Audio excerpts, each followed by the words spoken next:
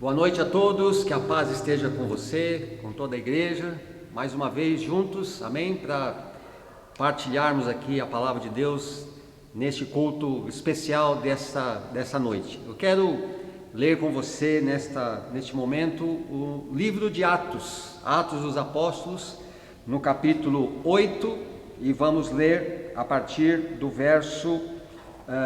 primeiro verso. Saulo concordou inteiramente com a morte de Estevão. Uma grande onda de perseguição começou naquele dia e varreu a igreja de Jerusalém. Todos eles, com exceção dos apóstolos, foram dispersos pelas regiões da Judéia e de Samaria. Alguns homens devotos vieram e com grande tristeza sepultaram Estevão. Saulo, porém, procurava destruir a igreja, ia de casa em casa, arrastando para fora homens e mulheres e os lançava na prisão. Os que haviam sido dispersos, porém, anunciavam as boas novas a respeito de Jesus, por onde quer que fossem. Filipe foi para a cidade de Samaria e ali ali na cidade de Samaria, falou ao povo sobre o Cristo. Foi para as multidões, quando as multidões ouviram sua mensagem e viram os sinais que ele realizava, deram total atenção às suas palavras. Muitos espíritos impuros eram expulsos e aos gritos deixavam suas vítimas. Muitos paralíticos e aleijados eram curados. Por isso houve grande alegria naquela cidade. Amém? Glória a Deus. Estamos diante de uma palavra, de um relato a respeito do início, dos primórdios da igreja primitiva, da igreja dos apóstolos. A igreja havia sido ali fixada em Jerusalém. Foi em Jerusalém que Jesus deu ordem para que os discípulos permanecessem durante 10 dias, até que do alto eles fossem revestidos de poder. E Jesus havia feito uma promessa: recebereis poder ao descer sobre vós o Espírito Santo, e ser-me-eis testemunhas em Jerusalém, em Judeia, em Samaria e até os confins da terra.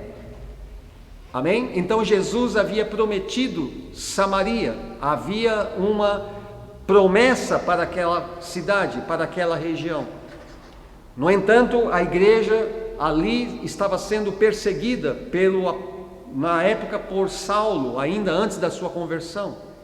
A igreja sofreu perseguição cruel. O primeiro mártir, Estevão, foi sacrificado ali em meio àquela onda de perseguição, de ataque à mensagem do Evangelho.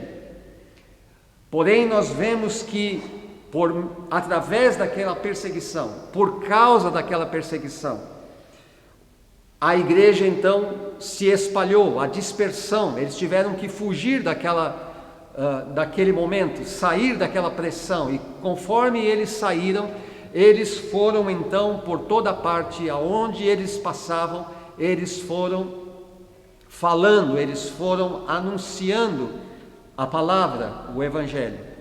E esta palavra chegou em Samaria, e ali acontece então uma grande colheita.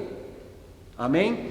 Nesses dias nós estamos falando com a igreja, falando com os líderes, falando com a igreja, com as células, falando com você nesta noite, falando ao nosso coração a respeito de que Deus tem preparado também uma nova geração. Deus está levantando uma nova igreja, no sentido, há uma igreja que está vindo como uma geração nova. Deus está para levantar esta geração. Amém? Uma nova colheita, uma nova oportunidade. E assim como aconteceu em Samaria, naqueles dias dos apóstolos, Aconteceu naqueles dias, vai acontecer hoje também, vai acontecer nos nossos dias, por causa da promessa, por causa da palavra do mesmo Jesus, que prometeu o avivamento, que prometeu o derramar do Espírito Santo. O Pentecostes aconteceu em cumprimento àquela palavra, àquela profecia de Jesus. E quando o apóstolo Pedro pregou no dia do Pentecostes, ele fez referência à promessa como sendo a promessa para todos quantos Deus haveria de chamar nas próximas gerações. E assim chegou até nós, chegou até você, chegou até a igreja, chegou aos nossos dias, chegou até agora, como uma promessa. E agora Deus quer nos dar o tempo de cumprir a promessa, de colher a semente que foi plantada. Lembra de Samaria. Samaria foi um lugar, uma cidade por onde Jesus havia passado. Lá no capítulo 4 de João, nós lemos a respeito de quando Jesus entrou naquela cidade, naquela região. E ali ele encontrou no poço da cidade, no poço de Sicar, ele havia encontrado aquela mulher samaritana daquela localidade, que ali estava tirando água para os seus afazeres domésticos. E ali Jesus trava uma conversa com aquela mulher, e ali Jesus profetiza sobre as coisas que estavam acontecendo na vida dela. Ela então teve uma revelação de Jesus como Messias. Ela encontrou o Messias, ela havia encontrado o Senhor. E ali no capítulo 4 de João diz que ela saiu por toda a cidade, trazendo as pessoas para conhecer o que ela havia conhecido, para conhecer o Messias. Ela disse: eu tenho achado o Messias. Ali no capítulo 4 de João diz que ela deixou o seu cântaro, ela deixou a sua água dos seus afazeres domésticos e foi com tanta alegria, com tanto entusiasmo, chamar todas as pessoas que ela conhecia para conhecer Jesus. Um avivamento estava acontecendo em Samaria, um lugar que era de uma certa forma discriminado pelos judeus. Eles não se comunicavam, eles não se relacionavam por questões históricas do passado, mas ali Jesus quebrou um paradigma, Jesus quebrou um limite, e toda aquela gente daquela cidade conheceu o Senhor. E o Jesus havia então ali plantado uma semente. A semente de Jesus caiu naquele lugar. E tempos agora depois, já Jesus está à direita do Pai, ressurreto, exaltado, mas a igreja havia ficado em Jerusalém. E como resultado daquela dispersão, daquela perseguição pelo apóstolo Paulo, pelo Saulo, que era antes da sua conversão Saulo, então a mensagem foi levada por um discípulo chamado Felipe. E isto é importante de nós destacarmos nesse momento com você, conosco nesta noite. Felipe foi um anunciador, ele foi aquele que disseminou a palavra. Felipe ele mesmo era uma nova geração da igreja. Ele não era do grupo original de Jesus, dos apóstolos, dos 12.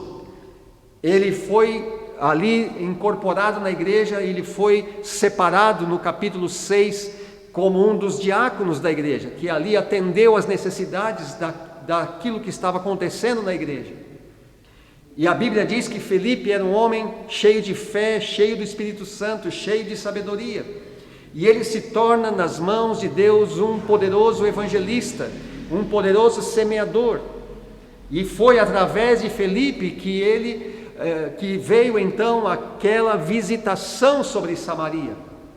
Uma nova geração estava sendo levantada naquele lugar.